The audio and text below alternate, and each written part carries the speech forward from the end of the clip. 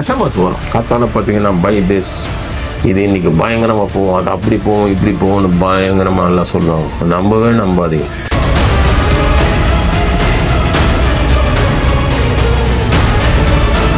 இதெல்லாம் கூகுளில் டச் பண்ணாலோ இல்லை சாட் ஜிபிடி அடிச்சாலோ இதெல்லாம் வரவே வராது.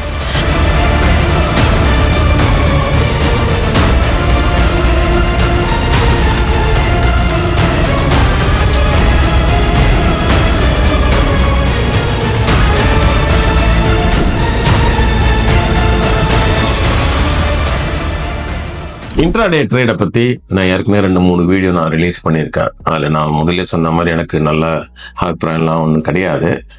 பட் இருந்தால் கூட எல்லாம் ட்ரேட் பண்ணிட்டு இருக்கீங்க. அது என்னை பொறுத்த வரைக்கும் இன்ட்ராடே ட்ரேட் பண்ணுறதே தப்பு. ஸோ அதில் தவறுகள் செய்யாதீர்கள். அதாவது தவறுக்குள் தவறு செஞ்சால் செட் ஆகுமா? அப்போ உடனே கேட்குறீங்க, சார் அது என்ன மாதிரி தவறு செய்யக்கூடாதுன்னு நீங்கள் சொல்லுங்கள் சார் அப்படின்னு. கிட்டத்தட்ட 35 வருஷம் இந்த ஃபீல்டில் இருந்திருக்கேன். அடிப்பட்டு, மிதிப்பட்டு, அவமானப்பட்டு, அசிங்கப்பட்டு, ரத்தம் கக்கி என்னோட அனுபவத்தில் கற்றுக்கிட்ட பாடங்கள் இவையெல்லாம். இதெல்லாம் கூகுளில் டச் பண்ணாலோ இல்லை சாட் ஜிபிடி அடிச்சாலோ இதெல்லாம் வரவே வராது. இது என்னோட அனுபவத்தை நான் அப்படியே உங்களுக்கு நான் ஷேர் பண்ணுறேன். ஓகேங்களா? ஒவ்வொன்றா சொல்கிறேன், ஒரு பாயிண்டா. ஒன்று, ஹை லீவரேஜ் பண்ணாதீங்க. ஹை லீவரேஜ் அப்படிங்கிறது வந்துட்டு, இப்போ உங்கள் அக்கௌண்ட்டில் வந்து பார்த்தீங்கன்னா 50,000 பணம் இருக்குன்னு வச்சுக்கோங்களேன். புரோக்கர் ஆஃபீஸ்னா சார் உங்களுக்கு வந்து இன்ட்ராடே வந்து நாங்கள் வந்து 3 times எக்ஸ்போஷர் கொடுப்போம், இல்லை 5 times எக்ஸ்போஷர் கொடுப்போம். இப்போலாம் அந்த அளவுக்கு கம்மியாக கொடுக்குறாங்க, பிரச்சனை இல்லை, செபி நிறையா கொஞ்சம் டைட் பண்ணிட்டான் அப்படின்னா 50,000 2.5 லட்ச ரூபாய்க்கு நீங்கள் ட்ரேட் பண்ணிக்கலாம் சார். ஆனால் அன்றைக்கே கவர் பண்ணிடணும், அவ்வளோதான். அப்படிதான். அதில் அவங்க என்ன சொல்லுவாங்க, சார் நீங்கள் 50,000 வச்சுக்கோங்க சார், நீங்கள் ட்ரேட் பண்ணினா 1000 ரூபா லாபம் வருதுன்னா, இதே நாங்கள் 2.5 லட்ச ரூபா கொடுத்தா உங்களுக்கு 5000 ரூபா லாபம் வருது சார், அதனால் நீங்கள் வந்து பண்ணிக்கோங்க sir, we are giving exports. அவன் என்ன சொல்லுவான், இந்த 5000 லாபம்னு சொன்னானா 5000 நஷ்டம்னு சொன்னானா? சொல்லலை. அதனால ஹை லிவரேஜ் எடுத்துட்டு என்னைக்குமே ட்ரேட் பண்ணவே பண்ணாதீங்க. அதில் உங்களுக்கு அதிகமாக நஷ்டம் தான் வரும். அதே மாதிரி இன்னொன்று வந்து அன்னோன் கவுண்டர், தெரியாத ஒரு கவுண்டர்ல இன்ட்ராடே பண்ணவே பண்ணாதீங்க. நீங்க மானிட்டர் பண்ற கவுண்டர்ல மட்டும்தான் நீங்க வந்து ட்ரேட் பண்ணணும். அப்பதான் உங்களுக்கு எங்க விற்கலாம், எங்க வாங்கலாம், இல்லை எங்க ஷார்ட் போகலாம், எங்க லாங் போகலாம் அப்படிங்கிறது உங்களுக்கு தெரியும். அது ரொம்ப முக்கியம். இன்னொன்னு, எஸ்எம்எஸ் வரும். காத்தால பார்த்தீங்கன்னா பை திஸ், இது இன்னைக்கு பயங்கரமா போகும், அது அப்படி போகும் இப்படி போகும்னு பயங்கரமா எல்லாம் சொல்லுவாங்க. நம்பவே நம்பாதீங்க சார். யாரோ ஒருத்தர் உங்களுக்கு எஸ்எம்எஸ் அனுப்பிச்சு நீங்க பணம் பண்றதுக்கு அவர் வந்துட்டு உங்களுக்கு கொடை பிடிப்பாரா? தேவையா? அதெல்லாம் நம்புற மாதிரியா இருக்கு? நம்பவே நம்பாதீங்க. அது ஒட்டுக்கே ஒட்டாது. அது என்னன்னா, இந்த கவுண்டர் மேலே போவோம் இல்லை கீழே போவோம் அப்படின்னு அவருக்கு தெரிஞ்சதுன்னா அவரு தான் ட்ரேட் பண்ணிட்டு போவார், உங்களுக்கு சொல்லுவாரா? நான் ரொம்ப சின்ன ஒரு எக்ஸாம்பிள் சொல்றேன். நீங்க தெருல போயிட்டே இருக்கீங்க, இல்லை ரோட்ல நடந்துட்டு இருக்கீங்க, அங்க பார்த்தோன்னா ஒரு 2000 நோட்டு இருக்கு, இல்ல 2000 கட்டு இருக்கு. நீங்க ஊருக்கெல்லாம் சொல்லுவீங்களா, 2000 கட்டு இருக்கு வாங்க எடுத்துக்கலாம்னு சொல்லுவீங்களா? நீங்க தானே டைரக்டா போய் தனியாக தானே எடுப்பீங்க. அதே மாதிரிதான் இதுவும். அதனால எஸ்எம்எஸ் எல்லாம் நம்பாதீங்க. கரெக்டா? ரொம்ப முக்கியமான விஷயம் என்னன்னா, இந்த மாதிரி எஸ்எம்எஸ் வந்த உடனே இதை வாங்கி ஒரு 50,000 வாங்கி ஒரே நாள் 10% மேல போச்சுன்னா 5,000 ஒரு நாள் லாபம் வந்துடும். கையில பணம் இல்லை, 20,000 தான் இருக்கு. 30,000 எப்படியாவது யார்கிட்ட கடன் வாங்கி 50,000 ட்ரேட் பண்ணிச்சுக்கோ. 5,000 வருது, 5,000 லாபம்.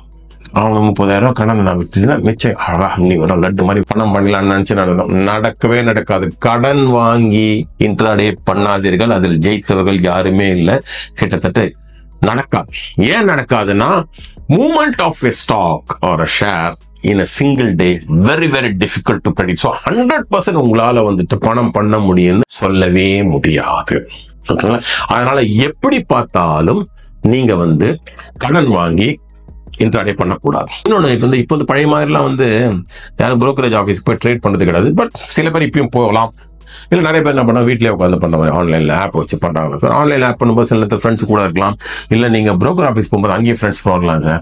நீங்கள் என்ன பண்ணீங்க, மனசில் இன்னைக்கு ரிலையன்ஸ் வந்து நம்ம ஷார்ட் போகலாம் அப்படின்னு, சார் ரிலையன்ஸ் ஷார்ட் போகலாம் அப்படின்னு நீங்கள் சொல்ல வருவீங்க. அங்கே பக்கத்தில் இருக்கிற ஃப்ரெண்டு கரெக்டாக அப்போ தான் வந்து ரிலையன்ஸ் வந்து லாங் அப்படின்றாங்க. சார் 100 பை பண்ணுங்க அப்படின்னு டக்குன்னு ஜர்க் ஆவீங்க.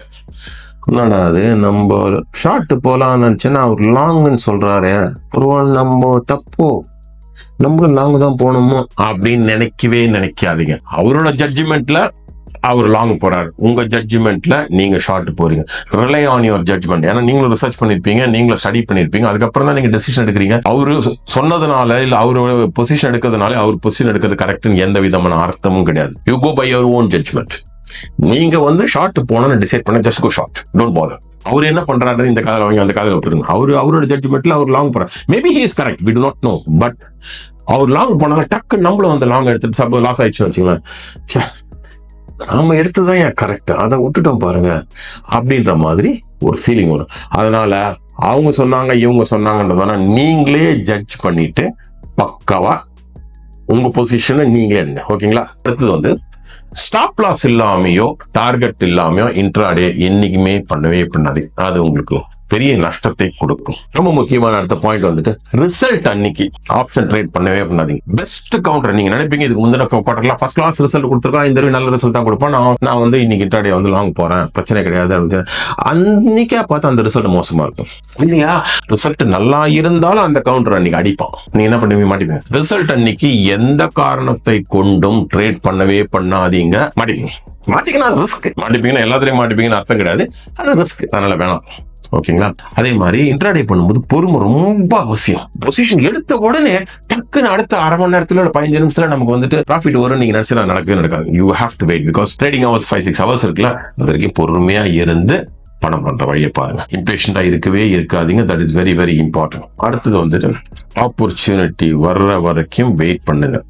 சும்மா வந்த உடனே பொசிஷன் எடுத்து மாட்டிக்காதீங்க. மாட்டிக்கினா டெஃபினட்டா பணம் போயிடும். ஆப்பர்ச்சுனிட்டி வராம பொசிஷன் எடுக்கிறவங்கள பார்த்துட்டு நிறைய பேர் சொல்லுவாங்க, பார்த்துருக்கீங்களா சார், நான் ஷேர் வாங்குறேன், வாங்கின கையோட இறங்குது சார், வித்தேன் சார், வித்த கையோட ஏறுது சார். ஏன் சார் அது நடக்காது?